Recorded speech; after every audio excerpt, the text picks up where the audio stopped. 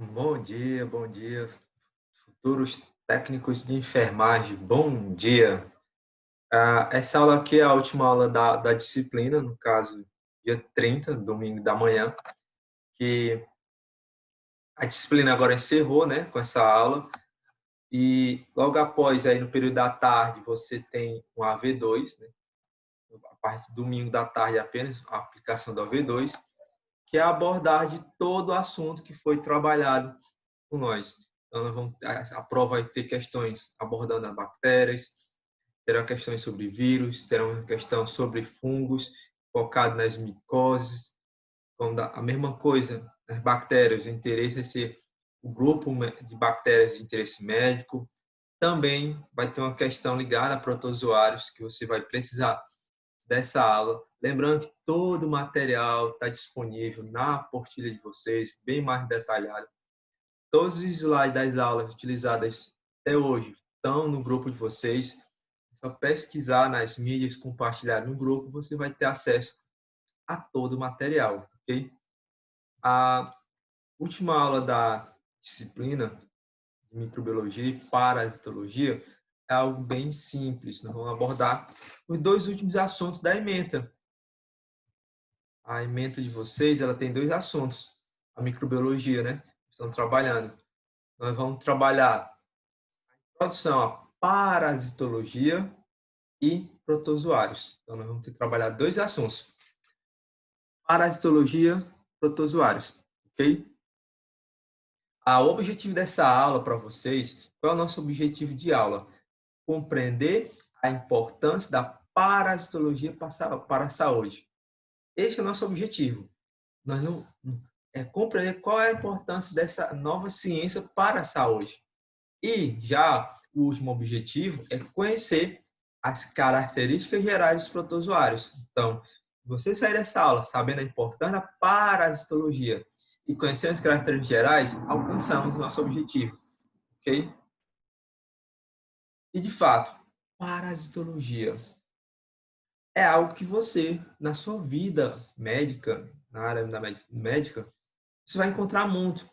Parasitas é algo comum que gera diversas doenças e que todo dia você vai encontrar no seu plantão alguém contaminado, tendo apresentando sintomas devido a um parasita.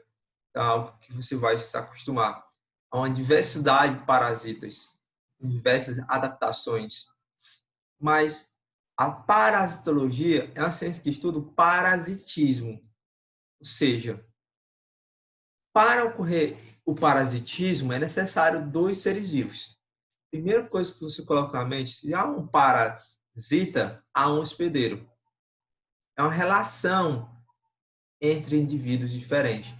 O que na ecologia nós chamamos de relação ecológica interespecífica. São relações interespecíficas, ou seja, ocorre entre dois indivíduos diferentes. E a relação do grau desarmônica, porque uma das espécies sai no prejuízo e a outra é beneficiada. Então, é lógico, o parasita vai retirar a sua sobrevivência do hospedeiro. Isso causa prejuízo, causa doença. O hospedeiro é o que vai fornecer esses nutrientes contra a sua vontade. Então, nós vamos ter diversos parasitas, nós vamos ter protozoários, vamos ter vermes, principalmente vermes é o que é mais comum, se fala em parasita, ok? E o surgimento dessa parasitologia, dessa ciência nova, como foi que surgiu? Ela surgiu lá com a descoberta do microscópio. Lembra na primeira aula? Na primeira aula nós aprendemos que Leeuwenhoek, o holandês aqui Leeuwenhoek, ele criou um microscópio simples e passou a fazer estudos microscópicos, que deu origem à microbiologia. Logo, o surgimento da microbiologia gerou o quê? Novas ciências, porque perceberam que dentro daquele mundo microscópico que Leeuwenhoek acreditava que inicialmente eram pequenos animais, no caso ele chamou até de amináculos, mas depois ele mudou o termo. Um deles que ele observou foi as giardias. em suas próprias fezes, analisando as fezes dele, porque ele analisou sangue, sêmen, água, ele analisou diversos materiais. Ele percebeu que dentro das suas fezes havia um micro-organismo, a giardia, que é um protozoário, é um parasita protozoário, visto a microscópio óptico, realmente você consegue visualizar ele em microscópio óptico, e aí começou a se questionar como é o ciclo de vida desses animais. O que é que eles causam? Por que é que estão dentro do corpo humano? O que gerou esse desenvolvimento desse micro-organismo dentro do corpo humano? E aí começa a surgir a parasitologia. O objetivo é entender o ciclo de vida dos parasitas, que aí podemos citar a malária, a amebese, a doença de Chagas. Todos são parasitas que têm um ciclo de vida que hoje nós conhecemos porque a parasitologia foi criada. Então, a parasitologia na área da saúde, ela também tem como objetivo identificar o processo de desenvolvimento de uma epidemia. Por quê? Se eu sei o ciclo de vida do parasita, eu posso controlar a sua evolução. Ou seja, ele começa de uma endemia para uma epidemia. Mas antes de transformar de epidemia para uma pandemia, eu posso controlar o parasita. Essa é a intenção da parasitologia. Por que nós não conseguimos controlar a endemia ainda? Algumas áreas, algumas cidades, algumas regiões conseguem controlar os parasitas em escala endêmica. Mas muitas vezes, quando avança para um caso epidêmico, que nós percebemos a necessidade de combater o parasita, porque os casos passam a se tornar visíveis. E aí, qual é o intuito da parasitologia com isso? Identificar esse processo de desenvolvimento epidêmico dos parasitas, é criar medidas de profilaxia. A parasitologia ela quer prevenir essas doenças. Se eu sei como é que é o ciclo de vida do parasita, como é que ele vai causar uma doença, eu vou orientar a população a medidas sanitárias para evitar a contaminação. Logo, eu vou ter uma redução de custos financeiros. Internação. É mais fácil investir em campanhas de profilaxia do que investir em tratamentos médicos no hospital com a pessoa doente. Sai muito mais caro, requer muito mais recurso. E o intuito da área da saúde é manter a pessoa saudável. Atente, o nosso intuito é manter a pessoa saudável. Não é ter gente doente para nós ter sempre trabalho. Não é isso. Estão ali para salvar vidas. E os parasitologistas, eles têm isso na mente deles. Eles querem conhecer bem o ciclo de vida, as formas de infectação, os fatores que influenciam a distribuição e a densidade dos parasitas, e assim conseguir controlar e evitar essa contaminação.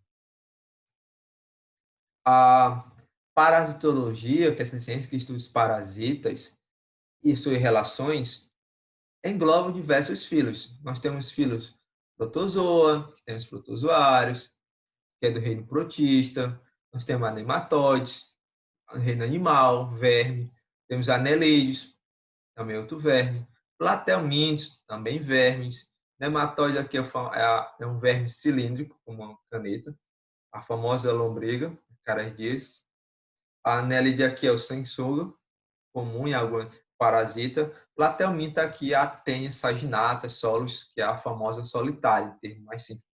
Astrópodes, insetos, verdadeiros parasitas que vão se alimentar do sangue humano, então, do reino animal. Então, esses parasitas têm uma diversidade muito grande de formas e evoluções, ou seja, mas todos têm algo em comum. Eles vivem para roubar nutrientes de outro indivíduo. Eles foram evoluindo e se adaptando para isso. E aí, essa imagem, você percebe imediato, você já entende logo. Ao longo do seu vídeo, você já estudou parasitas. Você já vê que o inseto é um parasita. Você vê que aqui nós temos o barbeiro, parasita do dente de Chagas. Aqui nós temos protozoários. Aqui eu tenho vermes, como o famoso carrapato também, outro parasita muito comum. E aí começa a parasitologia criar áreas específicas, se ramificar. Surgiu a parasitologia médica, que é o de interesse de vocês.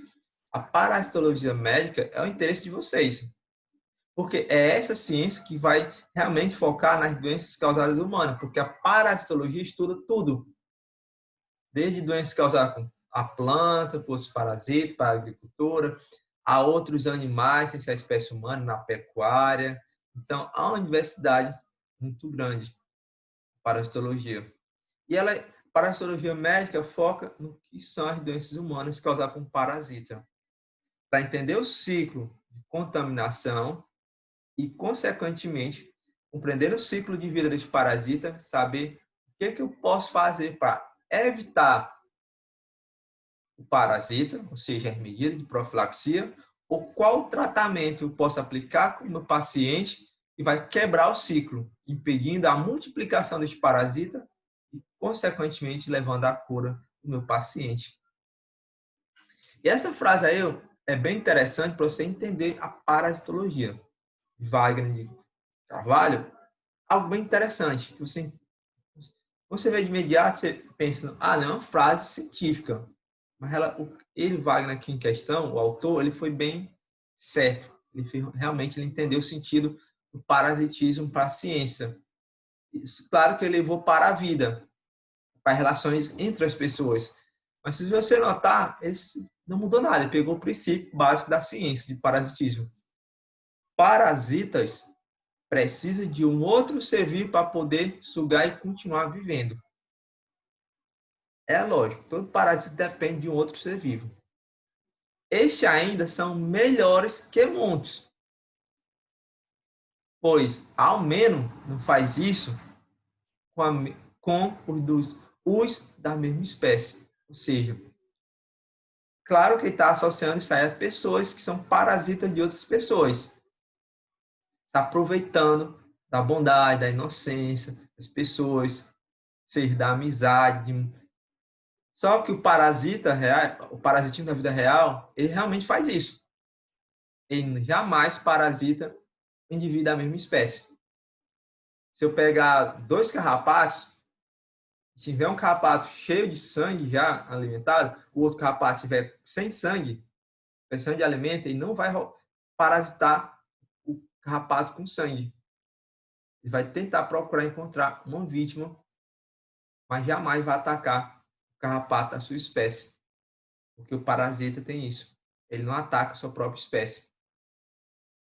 E aí nós entendemos, com essa frase você consegue entender o que é um parasita. Você começa realmente a associar o conceito de parasita com aquele pensamento de Wagner. É um organismo que explora outro organismo. Qual é o propósito do parasitismo, do parasita? Permanecer vivo. Eu estou atacando a espécie humana para roubar nutrientes, mas qual é a minha intenção como um parasita? Eu quero viver. Ou seja, dentro da natureza há essa competição pela vida.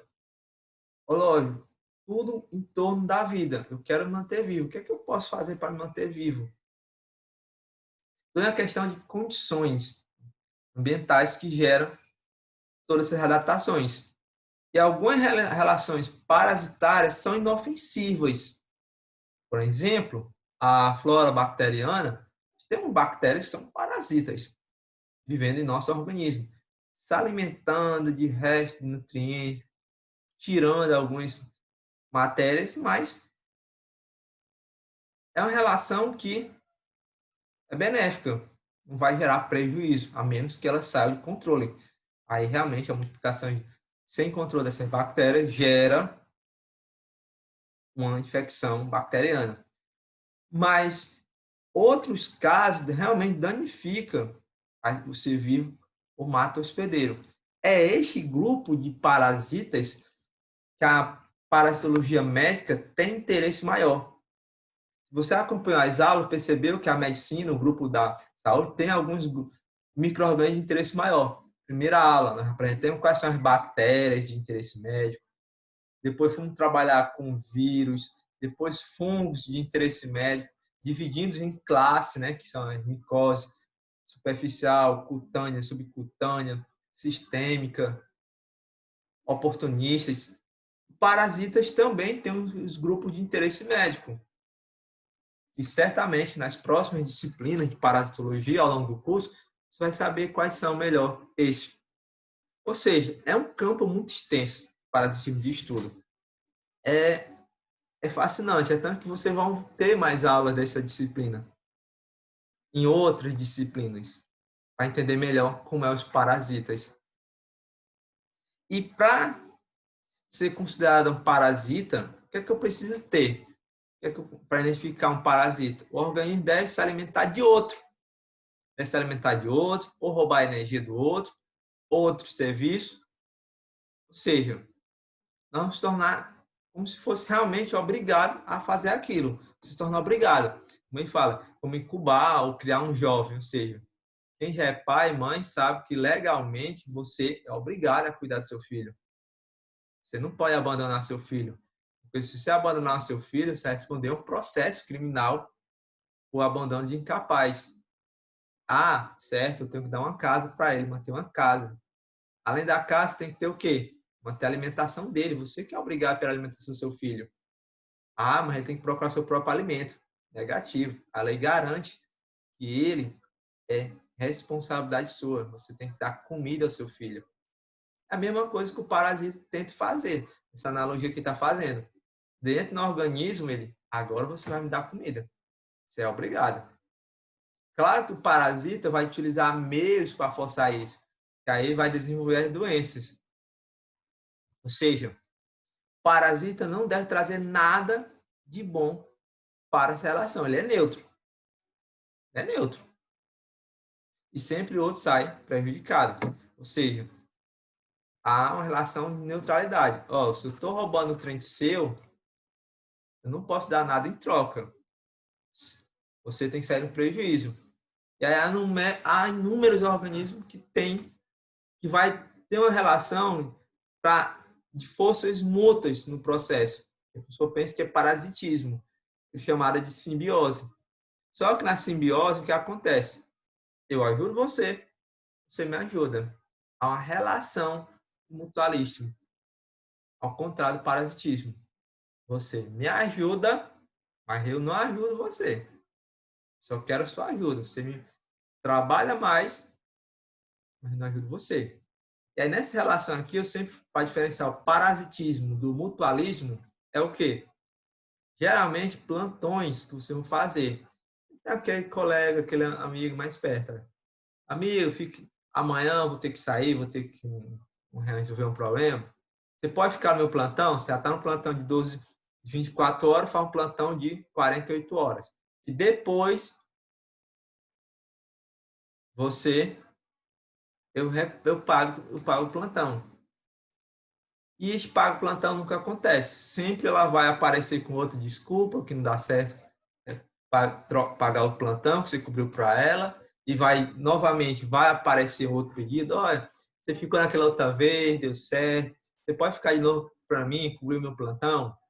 E você vai perceber que sempre quem está tendo prejuízo é você. Está trabalhando 48 horas direto, é sua amiga, nunca lhe cobre.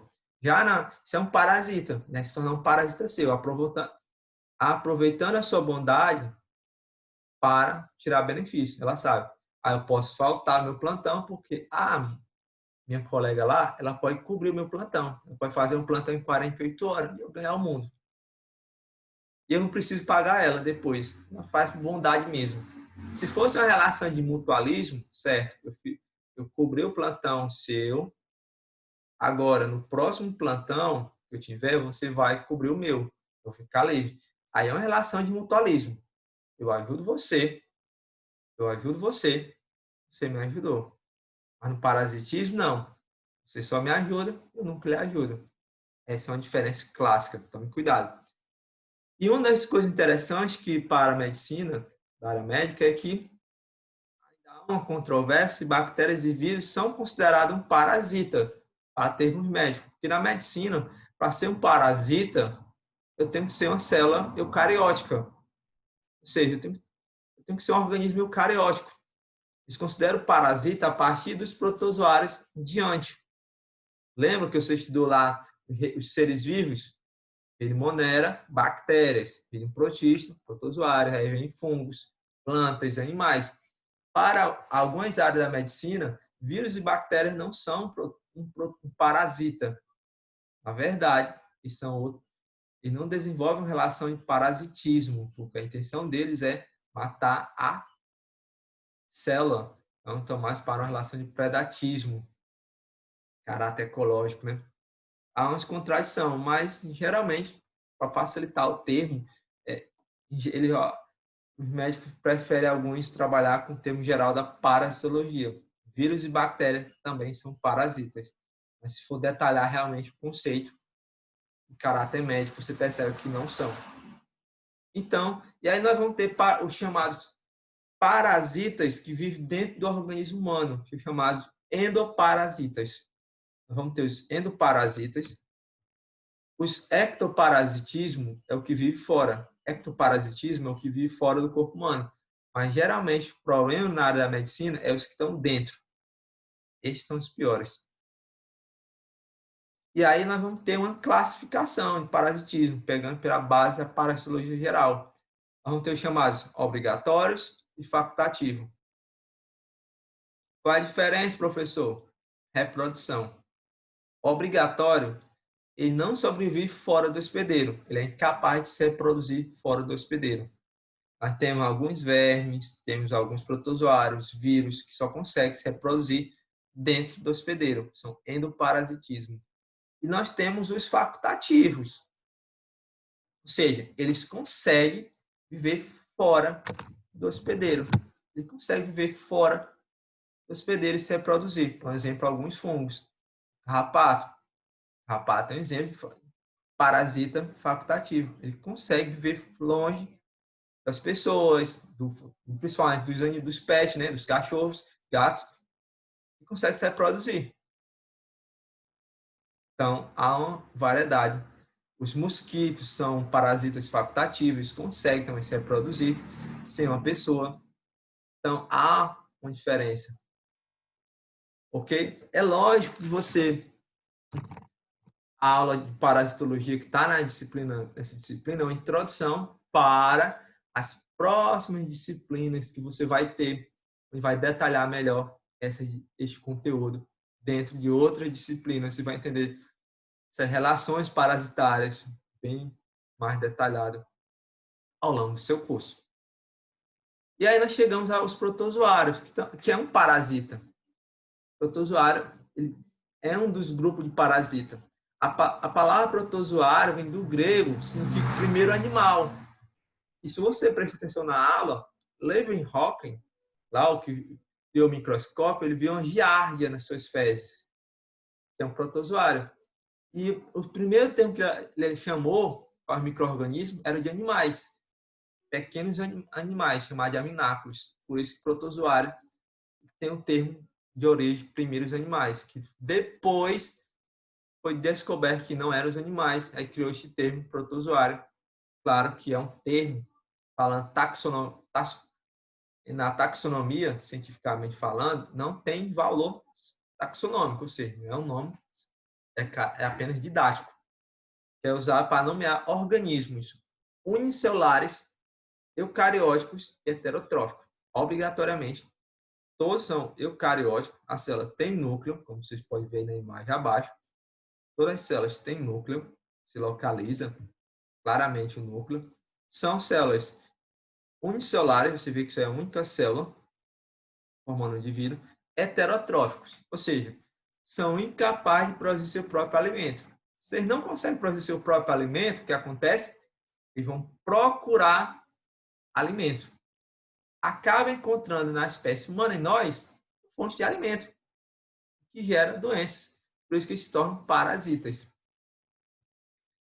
Quando foi percebido que eles não eram os animais, ele foi inserido dentro de um reino próprio, reino protista, estudado lá na primeira aula, ou seja, na aula 2, no primeiro dia da manhã, logo no primeiro dia da manhã, deste curso, da nossa disciplina, você estudou melhor o que é o reino protista. É um reino que engloba protozoários e algas. É um reino tem dois grupos diferentes. Eu tenho algas, eu tenho protozoário, tenho protista. Nosso foco é os protozoários unicelulares, obrigatoriamente, eucarióticos e heterotróficos, ok? Algas, reação autotróficas. Diferença. Toda alga é autotrófica, foge à regra dos protozoários. Também este reino protista chamado de prototista, está tendo mudança. Só que aí nós percebemos que dentro dessa variedade de protozoários, alguns têm vida livre, como paramécio, encontrado na água, que não causa nenhuma doença. E há outros que realmente têm relação de parasitismo, causando doenças.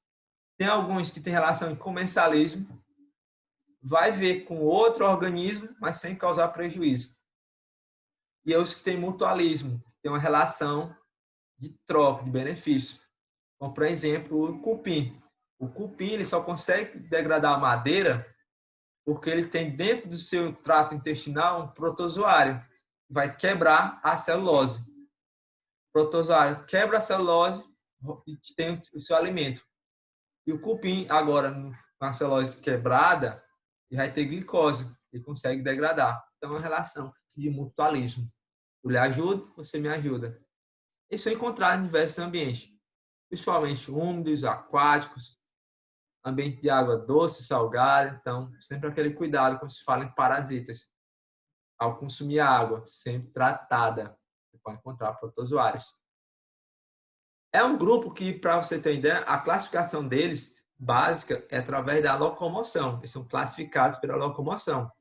Professor, há uma outra classificação moderna? Sim, há uma outra classificação taxonômica. Só que, no caso, para a microbiologia na área da saúde, essa outra classificação não é tão estudada, porque isso é mais para outros ramos da ciência, para entender. Aí nós temos os flagelados. Quem são os flagelados? Filomaticrófaga, está aqui o flagelo, né? Percebe essa caudazinha. Os ciliados, ciliforo, aqui são os cílios na superfície. E nós temos amebóides. Os amebóides, ele, como o termo aparece, amebas, são sarcodinas. Ele consegue se mover, deslocando, se esticando a membrana plasmática, pelo movimento da membrana plasmática, formando pseudopóides e vão se deslocando. E os formadores de esporos, esporozoa, esses aqui não conseguem se movimentar, eles se deslocam da corrente sanguínea. E aí, protozoários causadores de doenças, que é essencial também nós trabalhar com esses protozoários. Nós temos uma diversidade de protozoários causadores de doenças. Principalmente você que vai fazer prova para concurso público na área de técnico de enfermagem, seleções para trabalhar com o Hospital Regional Norte. É muito comum as bancas desses concursos perguntar o que são doenças causadas por bactérias, vírus, fungo e protozoários. Esses 4 grupos. Dependendo da banca examinadora, ele manda botar na respectiva ordem. Diga qual é a alternativa que apresenta uma doença bacteriana, uma doença viral, uma doença fúngica e uma doença causada por protozoário, uma protozoose. E aí você vai ter lá aquele nome das doenças abaixo. Ou seja, se você souber diferenciar esses 4 grupos de micro-organismos, quem são as principais doenças deles, é uma questão que facilmente você acerta. Facilmente você acerta. Ah, professor, mas eu não sei diferenciar isso.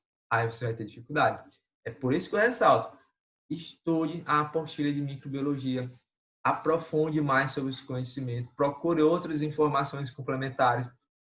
Atente às próximas disciplinas e vá trabalhar com doenças. Aprofunde mais o seu assunto para você aprender o máximo possível sobre essas doenças. Ok? E é questão, qualquer concurso público que você for fazer, em qualquer seleção pública, você vai ser questionado sobre a identificação correta do agente causador da enfermidade. É algo que você não vai se livrar. E as doenças causadas por protozoários são chamadas protozoose. Ou seja, mesmo tendo alguns de protozoários de vida livre, um grupo é parasita. E aí nós temos a amebiase, ameba, giardíase, malária, doença de Chagas. são alguns exemplos de protozoários. Essas 4 aqui são as mais comuns, ok? São as bem mais divulgadas. Você aprender no seu ensino fundamental, ensino médio, agora no técnico. Na faculdade você detalha isso aí também. É uma coisa que você vai ver muito. A doença de Chagas, o que você precisa entender da doença de Chagas? A doença de Chagas é uma doença que tem uma ramificação em escala nacional. Você tem casos em diversos estados do Brasil. Você fizer uma pesquisa, você vai ver que não é uma doença de um estado específico, é de vários estados. A literatura científica relata que todos os estados já tiveram alguém contaminado com a doença de Chagas. Essa doença, a contaminação dela ocorre principalmente para a ingestão de alimentos contaminados com a febre do barbeiro. Porque nós associamos muito que para ter essa doença de Chagas, o barbeiro ele precisa obrigatoriamente se alimentar do nosso sangue e após se alimentar do nosso sangue, ele vai defecar sobre a nossa pele, o que vai provocar uma irritação, você vai coçar a pele e ao coçar a pele, você vai lesionar a pele, abrindo abertura para o protozoário, o Trypanosoma cruzi, entrar nessa lesão que você provocou. É o ciclo comum, ou seja, é o famoso ciclo natural do barbeiro. Ele se contamina, ele é um hospedeiro intermediário, ele suga o sangue de animal silvestre ou de uma pessoa doente, desenvolve o protozoário dentro dele e contamina outra pessoa. Só que também ele pode ser encontrado em alimentos. Já teve casos de contaminação através do açaí, caldo de cana. Ou seja, quem produziu açaí, que é a fruta, é uma palmeira, dá em cachos. Basicamente, cortou o cacho, triturou com tudo.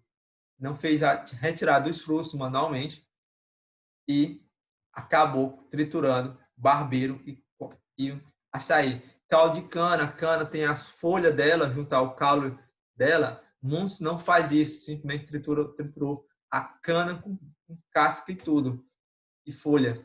Resultado, principalmente devido à folha. O barbeiro estava escondido dentro da folha, foi triturado e foi contaminado as pessoas. Transfusão de sangue também é comum. Pessoas que são portadoras da doença de Chagas não podem doar sangue, porque elas poderão contaminar outras pessoas, porque o sangue dela está contaminado com protozoário. Transplante de órgãos contaminados também é comum, pode acontecer. Ou até mesmo da mãe para o bebê, é possível devido ao cordão umbilical. Ou seja, as principais medidas para a doença de Chagas realmente é combater o barbeiro, ou seja, evitar a picada do inseto. Além disso, as casas de barro, taipa, que é muito comum aqui na região Nordeste, apesar que houve nos últimos anos uma intensificação de projetos de moradia do governo federal, junto com o governo estadual, em parceria com o governo municipal, muitas casas foram construídas, casas populares, para evitar justamente a crescente número de doenças de Chagas, ok? A malária é outra doença que você não vai acabar no Brasil. É uma doença tropical. Só que a malária existia desde que os portugueses, espanhóis, os primeiros colonizadores chegaram ao Brasil. Malária é uma doença natural, não vai acabar. A nossa sorte do Brasil é que é uma doença tropical. Então ela vai estar onde? Na região de floresta tropical, no norte do país. No norte do país é centro da malária. Ela é causada por diversos protozoários, gênero Plasmodium, então não é só um grupo. O Plasmodium vivax é o comum no Brasil, o que mais apresenta incidência, mas se você chegar ali no norte do Brasil, Amazônia, ali em Manaus, eu vou dizer, a primeira coisa que você alerta, malária, aqui tem quantos tipos? Eu vou dizer, você tem 4. Você pode ser contaminado com 4 tipos de malária. Então, aí você vai dar um sustozinho grande, ter cuidado. Principalmente para quem trabalha em área de mata, visita de mata, que é questão de usar repelente, roupas adequadas.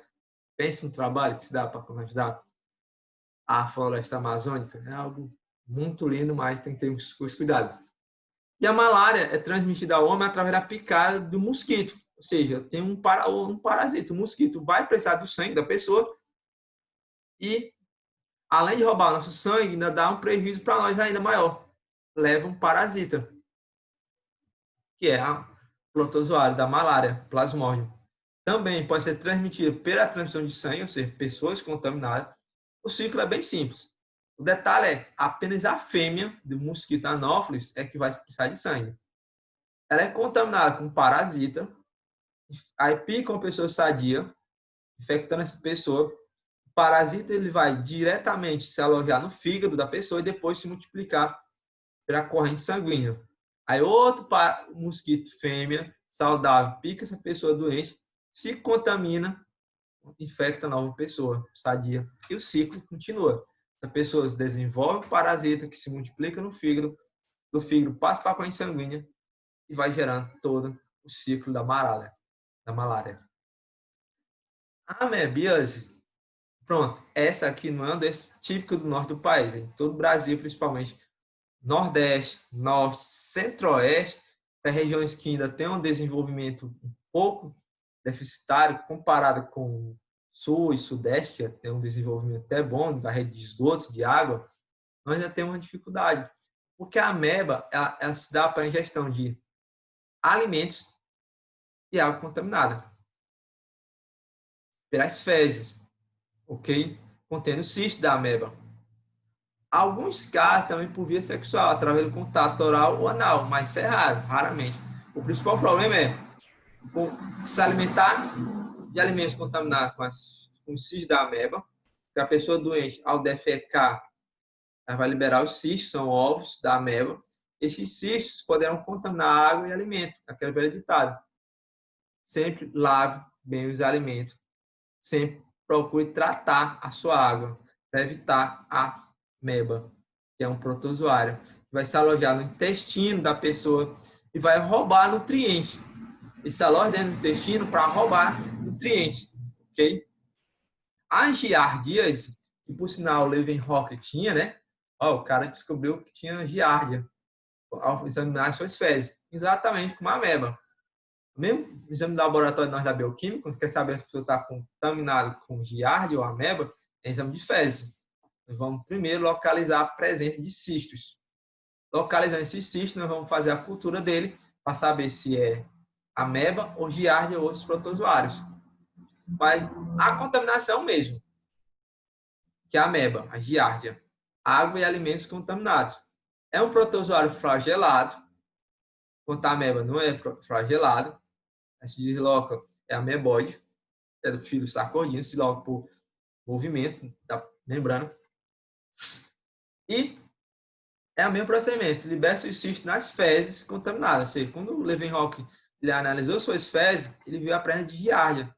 Ou seja, provavelmente ele consumiu água ou alimentos contaminados e desenvolveu a giardia, que vai se multiplicar no seu intestino, roubando nutrientes, deixando a pessoa fraca. Se não cuidar, ela vai se multiplicar, você vai tendo sérios problemas mais na frente. A triconomiase é uma doença sexual causada pelo protozoário Trichomonas vaginalis. É muito comum transmitida entre parceiros que não utilizam camisinha. Pode atingir tanto homens como mulheres, mas principalmente é uma doença que aparece nas meninas, porque as meninas são as primeiras a identificar essa doença. Então, requer tratamento. É um parasita. Então, a principal prevenção é o uso da camisinha. A mais, se no caso, faça o casal, parceiro fiel, tome cuidado aos exames médicos. Estão tudo ok. A toxoplasmose é um outro parasita. Este aqui, o principal cuidado são as gestantes, porque se for contaminado com esse parasita, esse protozoário, vai ter malformação do feto. E qual é o problema dele? Ele é contaminado através das fezes dos gatos. Ou seja, o parasita se desenvolve lá no trato intestinal do gato, o cisto do protozoário é liberado com as fezes. Como o gato ele enterra as fezes dele, então ele contamina o solo para o protozoário. Esse solo contaminado pode contaminar alimentos ao ser ingeridos, ou também pode contaminar outros animais silvestres e gerar um ciclo, e esses animais passar para a espécie humana. O principal problema é que ele atinge órgãos como o coração, toxoplasmose, gera todo problema.